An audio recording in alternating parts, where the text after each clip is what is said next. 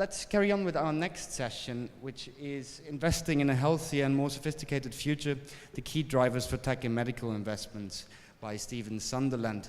Stephen Sunderland is the Managing Director of L.E.K Consulting. Stephen has more than 15 years experience in providing strategic decision advice for a range of clients, including some of the largest and most complex enterprises in the world, more entrepreneurial businesses, government-controlled entities, NGOs, and private equity investors.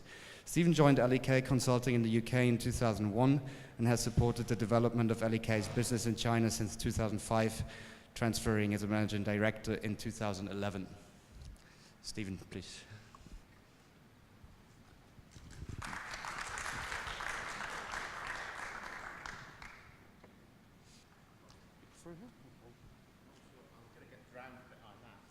Yes, I'll come down here actually. Well, thank you everybody, and thank you for the kind introduction, Frederick. I was asked to do a short keynote today on this topic, investing for a healthier and more sophisticated future. Perhaps I should tell you a little bit about what I actually am going to talk about, which is a little bit on why I believe medical technology, and specifically, is such a hot investment sector right now. I'm going to tell you a little bit about why I think, at least, what the key investment drivers are in that particular sector, and I'm going to tell you a little bit about what your peers, possibly your competitors, and possibly your co-investors are thinking as they are coming into the market and deploying capital there as well.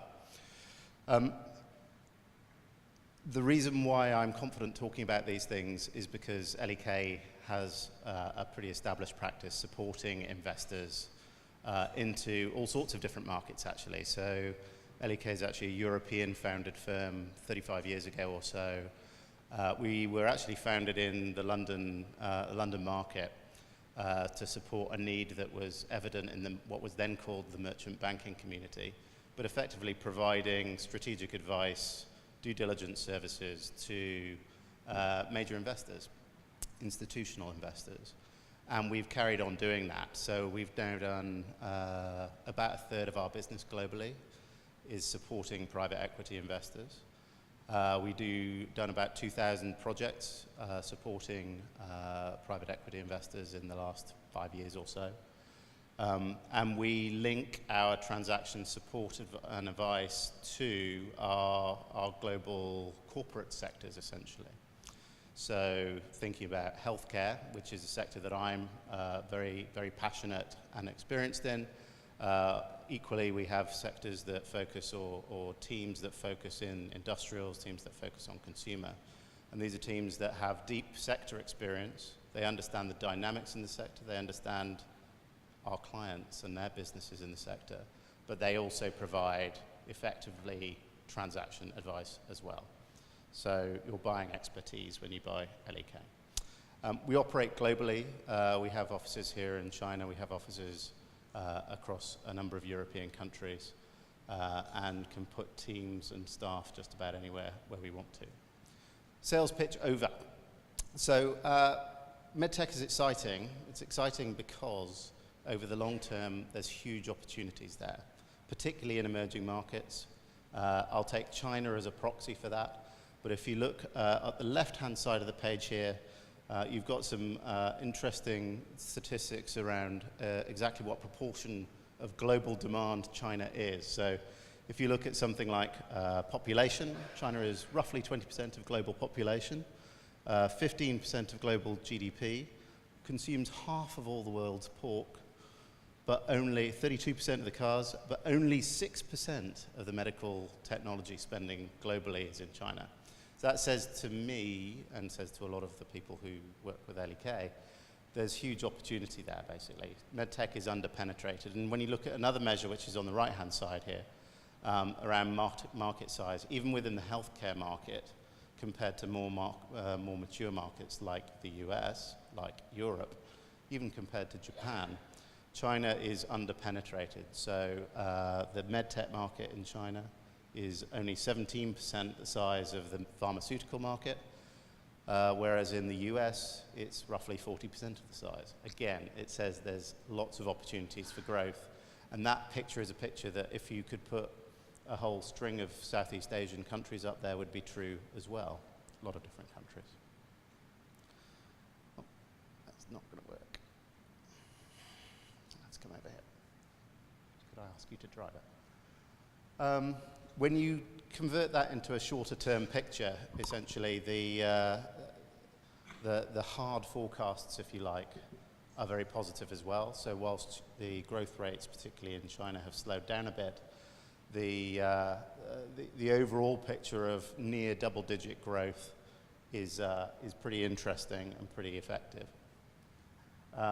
That's underpinned by some fairly strong fundamentals around growing demand for healthcare, aging populations you'll read about everywhere, higher disease prevalence. There's important dynamics around the ability to fund care, both in terms of insurance funding, but also in terms of individual funding for healthcare. And finally, there's some interesting dynamics around competitive convergence. So that is that clearly there are some very big and large established players in this market, the Medtronics, the Strykers, the Smith and Nephews of this world. But equally, it's a sector that's pretty dynamic at the mid-cap and small-cap, and even the startup level. And those are companies which are very effective at competing in particular niches with some of the larger companies as well. If you think about what's driving that, essentially the first most important driver is that actually there's an extension of what these companies are trying to do. So what was essentially a set of very specific clinical needs that were being served by medical devices and therapeutic procedures 15 years ago, there is now a concentric build-out essentially along the patient's journey and along the clinical journey that companies have identified their needs there. They're identifying that there are ways to serve those needs, and they're plugging various propositions in along that chain. So if you take a diabetes example, for example, you can start in the middle, which is essentially that, fine, sure, somebody needs to design insulin, somebody needs to design a pen to put it into you, but there's a whole wraparound ecosystem in terms of the services, the diagnostics, and various other devices that wrap around that core proposition and allow you to better manage that disease. That's particularly prevalent in something like a chronic disease. It's also prevalent in acute diseases as well, so acute cardiac issues as well. The second driver is really around affordability. So we all recognize that countries spend more than they want to. We all spend individually more than we want to on healthcare. It's become unaffordable in a lot of different jurisdictions when you have somewhere like the US spending 17% of its GDP on healthcare. Nobody aspires to that. And what we're seeing is that, again, we'll use a Chinese example here, the government has put in place a set of regulations and changes in the industry that it's pushing through, which are putting the economics of healthcare delivery, particularly device delivery, medical technology delivery, under a huge amount of pressure. So for China, that would be changing the hospital economics, so eliminating the markups that hospitals can charge on products that they sell to patients.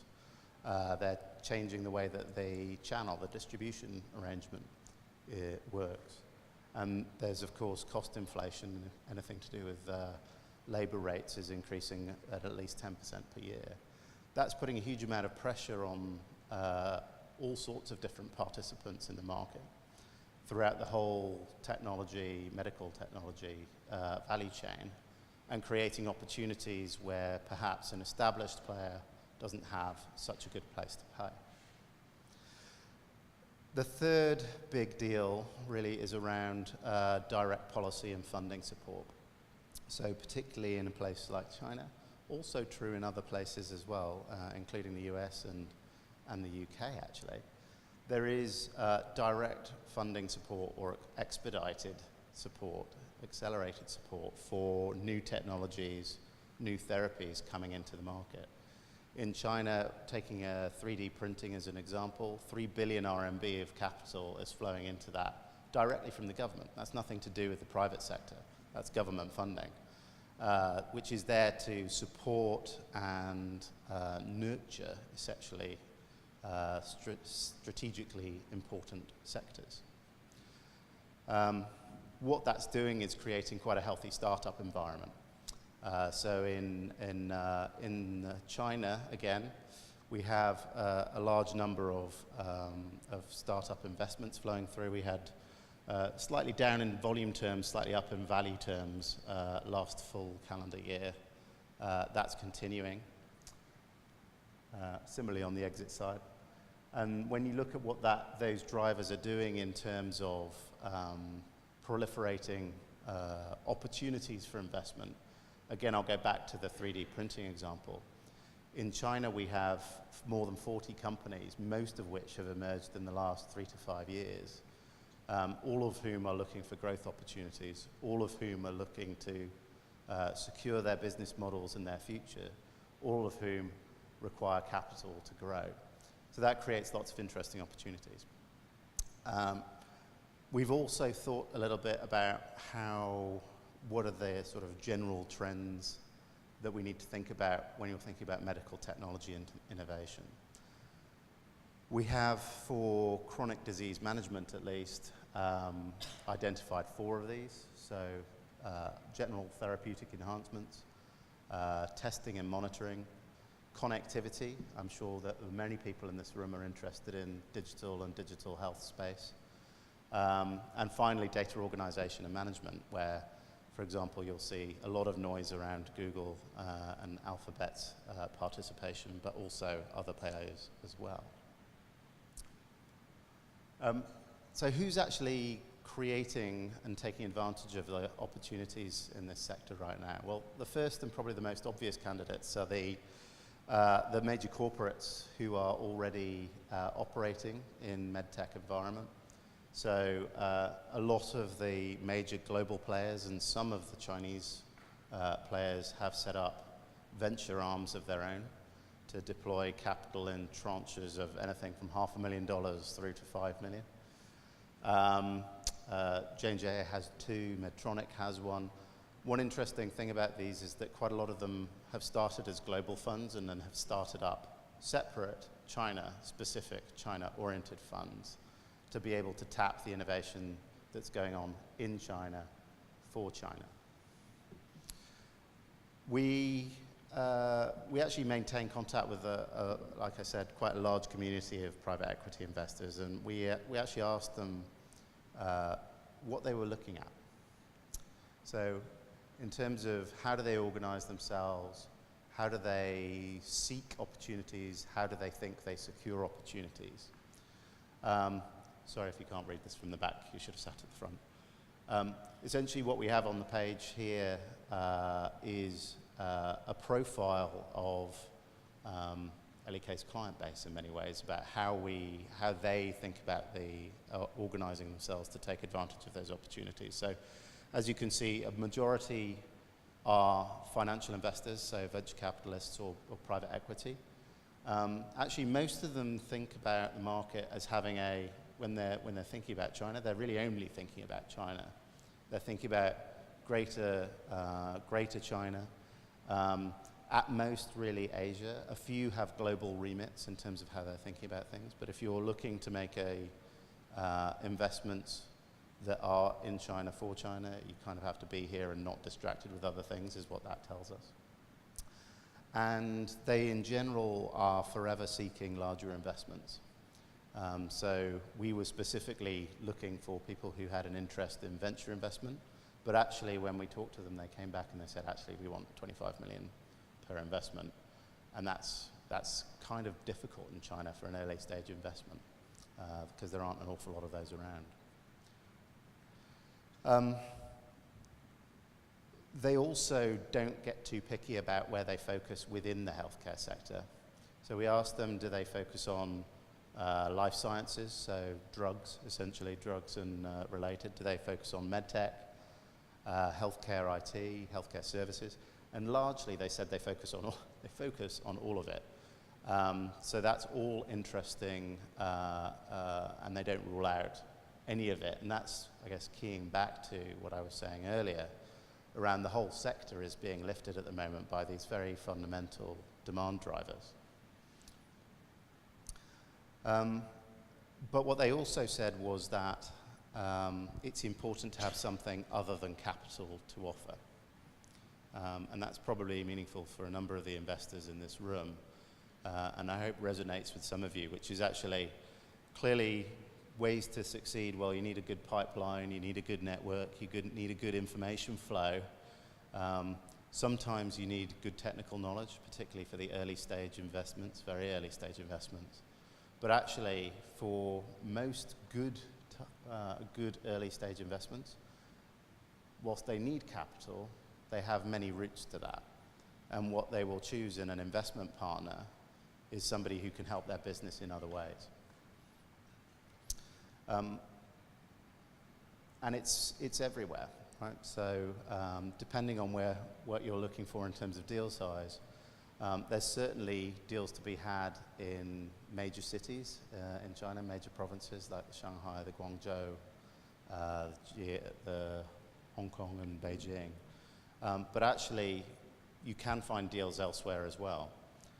So out in Jiangsu, Zhejiang, so secondary provinces as well. So if you're looking for investments, clearly you want to be in some of the major cities, but you might also consider getting on a train and visiting some of the secondary cities as well. So I will just conclude by saying, what do we think is important for you as an investor community into healthcare, particularly into MedTech in emerging markets and otherwise? Well, first of all, are you in the information flow?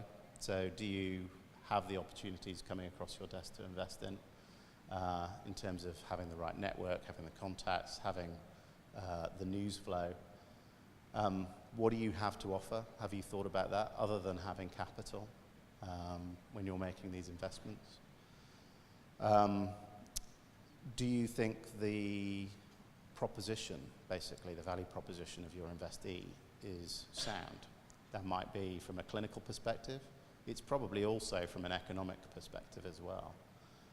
So it needs to deliver better value for payers in today's environment. Do they have a proven route to market? So can they actually sell the product as well as the product being good? And actually, is the business plan delivering fair value? So is it credible? Is it realistic that they're demanding 30 or 40 times current forward earnings? L.E.K can help with a lot of those questions. We work across the transaction lifecycle, basically, so we can find companies to invest in. We can due diligence them to answer some of those concerns, and we can help you on the exit as well, either on growth investments or on majority and control investments as well. So I'm here. You're welcome to take our details if you're one page on, actually. Our WeChat account is on the page there if you want to scan that, and do feel free to reach out after the conference and be very interested to hear what's interesting to you. Thanks very much.